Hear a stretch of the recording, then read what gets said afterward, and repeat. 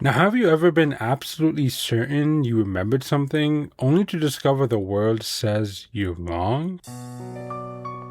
今日は静かですね。ええ。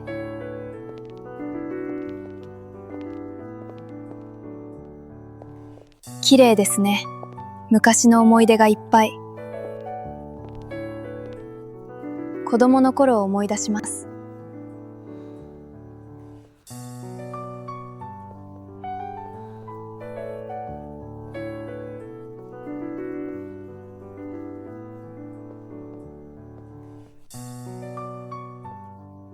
まさか。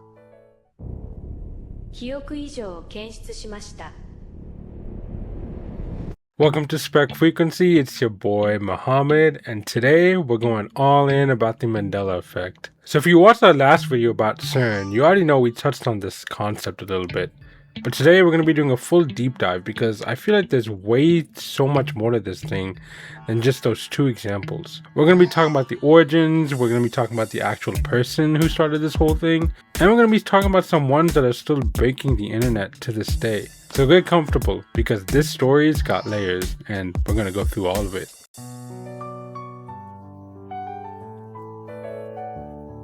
So where did this all begin?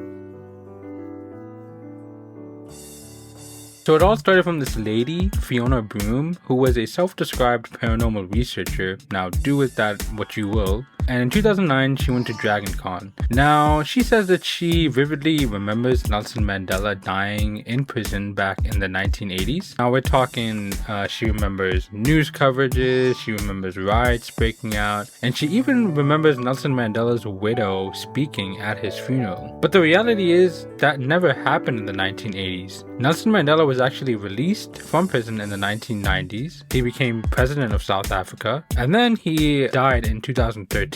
So none of what she mentioned actually happened. Now, while she was at the Dragon Con convention, she actually met a few people, quite a few people actually, with that same specific memory.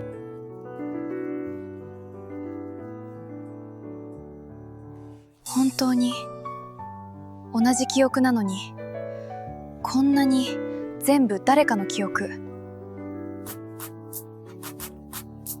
And not just vague one-off mix-ups, we're talking about whole groups of people remembering Nelson Mandela dying in the 1980s and remembering news coverages about it.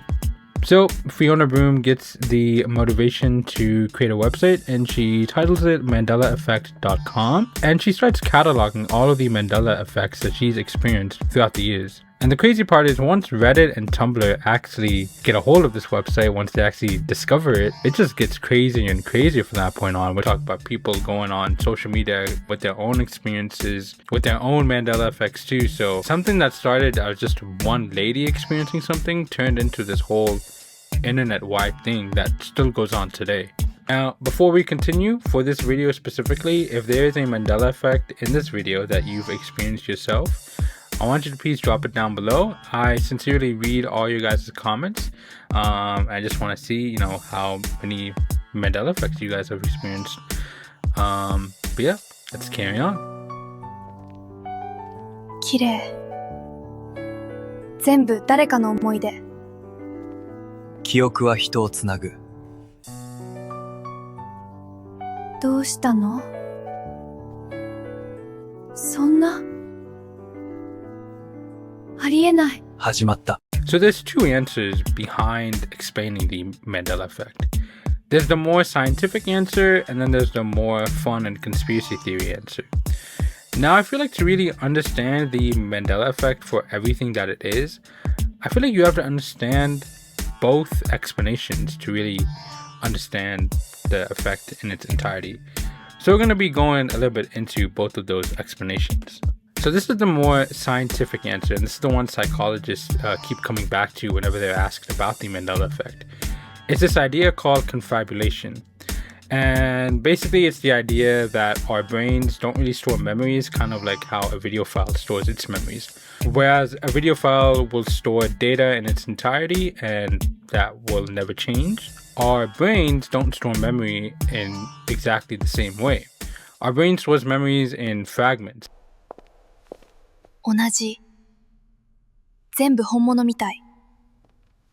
こんなに全部誰かの記憶。 And every time we remember something, our brain is essentially taking those fragments and rebuilding it from those fragments. So for example, you may remember something a year ago, but your brain didn't store that memory in its entirety. It just stored it in fragments, and then when you go back and remember something, it's a rebuilt memory from those fragments. And there's also another idea that connects to this. It's called social reinforcement. That also ties into this because it's basically the idea that when there's a large group of people that remember a specific situation or a specific event the same way as you, it feels more like confirmation rather than feeling like you may be wrong. Alright, so we understand the more scientific answer to things. Now let's go a little bit into the fun answer and the conspiracy theory answer.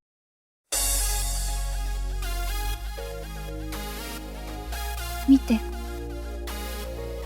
また始まった。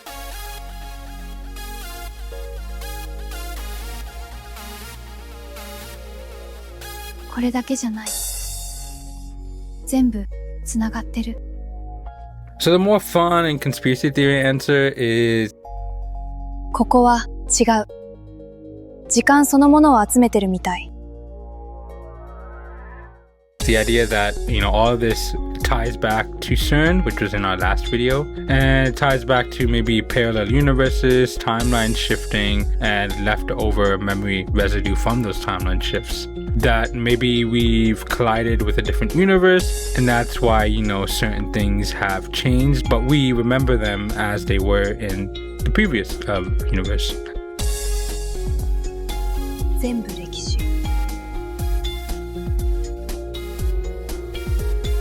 So look, I'm not going to sit here and tell you that CERN is to blame for the Mandela Effect or that, parallel universes is to explain for the Mandela Effect. But it is kind of weird and interesting in its own way that so many people share the same wrong and specific memories very vividly, even though they may live on opposite sides of the planet or have never met before. Alright, now we're going to get into my favorite part of the video. We're going to be talking about some examples throughout the years, and then we're going to be talking about a very big one that's still all over the internet today. So the first one is Fruit of the Loom. Now, this Mandela Effect, actually one of you all left a comment down below on that CERN video. So many people remember the Fruit of the Loom logo having a cornucopia in it, but the reality is it never had a cornucopia in it, and the Fruit of the Loom company even came out to say that their logo never even had a cornucopia in it. Yet many people very specifically remember it having a cornucopia, and they will literally die on that hill telling you that no, the logo used to look a very specific way. Now the next one is KitKat. Now you may remember KitKat having a dash in the middle, but the reality is it's never had a dash. It's always just been KitKat without the dash. Now the next one is something I remember very specifically and vividly too. It's Chick-fil-A. Now I remember Chick-fil-A being spelled without the K, so I remember that first word being C-H-I-C. Many people also remember it being spelled that way. But the reality is, it has a K after it, so it's C-H-I-C-K, Chick-fil-A. There are also some people that remember it not having a C at all, that it just having a K, C-H-I-K. Now if you tell people today, especially on social media, there's a lot of people that will get shocked to learn that Chick-fil-A is spelled differently than what they remember. Okay, so this next one is another one that a lot of people have experienced, and it's about Mickey Mouse. Now, a lot of people remember Mickey Mouse wearing suspenders, but the reality is he never wore suspenders. Even if you go back to the early days of Mickey Mouse, like Steamboat Willy Mickey Mouse, you'll see that he never wore suspenders in it. He wore button-up pants, and that's it, no suspenders at all. Yet, so many people remember him wearing suspenders. Now another one is about Pikachu, and this one is one that's still talked a lot about to this day. A lot of people remember Pikachu having a black tip at the end of his tail, but again, he never had a black tip at the end of his tail. Now, he has, kind of like black ears, a little bit like black stripes on his body, but he never had a black tip at the end of his tail. And this still surprises a lot of people, especially people who grew up watching Pokemon. It actually surprised them when they learned that Pikachu never even had a black tip at the edge of his tail. Okay, now there's one more I really want to get into for this video, It's about Charlie and the Chocolate Factory. Now, this is a Mandela effect that has been going around the internet, going viral on social media. But this is not really a clean Mandela effect in the way that maybe some of the other ones were. This one has a little bit more of a backstory to it, so I want to explain that to you. So the claim going around is that people remember Charlie getting his golden ticket out of a regular chocolate bar, which is a Wonka bar in the movie. And everybody's out here saying on social media that no, actually, it was a moon pie where he got his golden ticket. And here's the thing, this one is a little bit more complicated than the others because this is not really a clean Mandela effect in the way that the other effects were. It's kind of two true things getting mixed together into one. Now, in the original 1971 movie, Charlie does get a round moon pie looking chocolate bar for his birthday. And it's called a Wonka's Whipple Scrumptious Fudge Mellow Delight. But that one doesn't have a golden ticket in it. Later on, he finds some money in the gutter. He goes and buys an actual rectangular Wonka bar from the candy shop. And that's the one with the golden ticket in it, his winning ticket. So people aren't wrong necessarily when they say that they saw a moon pie looking thing in that movie. They're just remembering two different moments as one, which honestly is kind of a perfect example of how this whole thing works. Because at the end of the day, nobody's really lying. It's just that memory doesn't hold detail in the way we think it does. Now, skeptics, when they're told about the Mandela effect, there's a couple things that they keep bringing up, and I want to talk about that a little bit on this video because some of their arguments are actually very interesting and very logical. Now, the first one is a schema theory. Basically, since our brain is storing memories in these fragments, whenever it rebuilds them, it fills in those memory gaps logically using patterns it already expects from society. So perhaps Mickey Mouse having buttons on his pants look like they should have suspenders connected to it, so that's why so many people remember Mickey Mouse having suspenders. Or maybe Pikachu having black ears is why people expect Pikachu to have a black tip on the end of his tail too. They see the black ears and they expect a black tip at the end of the tail. Okay, now here's another point that skeptics bring up, and it's kind of hard to argue with, honestly. Now, if reality actually shifted, why are we only seeing these very specific things change? Things that are very easy to misremember. Why aren't we seeing totally random things changing too? Why is it only Chick-fil-A changing? Why is it only Mickey Mouse changing? Because if our universes actually did collide or combine into another universe, you'd expect a bunch of other completely random things to change as well. Like, why is it never something totally random and specific, like the number of stripes on a flag, or maybe somebody's actual real name? I'll be honest, that is a very fair point. And it also does take some of the magic out of it. But at the same time, I don't think it fully explains why this feels so real to so many people. Like, schema theory can explain why we mess up the details, sure, but it doesn't really explain that gut-dropping feeling that a lot of us get when we learn about these Mandela effects, when it's not just a guess, when it feels like an actual memory. So maybe it's both things at once. Maybe our brains are just filling in the gaps based on patterns it sees in society, and that process just happens to feel a lot more real than it should. So here's the thing about the Mandela effect that I think is actually the most interesting part of it.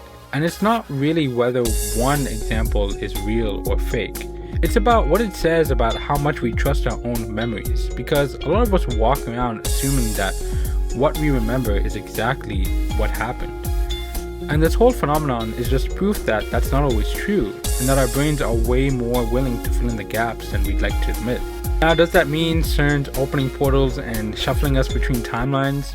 Probably not. I don't think so. But does it mean something interesting is happening with how collective memory works online, especially now that everybody's sharing and reinforcing the same false details with each other constantly? Yeah, I'd say so. So whether this is just proof of how flawed human memory really is, or proof that we're not exactly where we think we are, that's really up to you to decide. That's kind of the whole point about these videos, right? We lay it out, we give you the history, we give you the facts, the opinions, we give you the theories, and then you get to sit with it and make up your own mind. So after you watch this video, go and check your own memory. Was it a moon pie or a chocolate bar? Was it Mickey Mouse wearing suspenders or not wearing suspenders? And if you ever had your own Mandela effect moment, I want you to drop it down below. And that's all for this one. Thank you guys so much for watching. If you're new here, welcome to S.P.E.C Frequency, where we go looking for the things that don't want to be found. Thank you guys so much for your support recently. We appreciate all of the support we have been getting recently. Please continue to like, comment, subscribe, and share down below. And we'll see you next time. Peace out. 次のケース了解。行こう。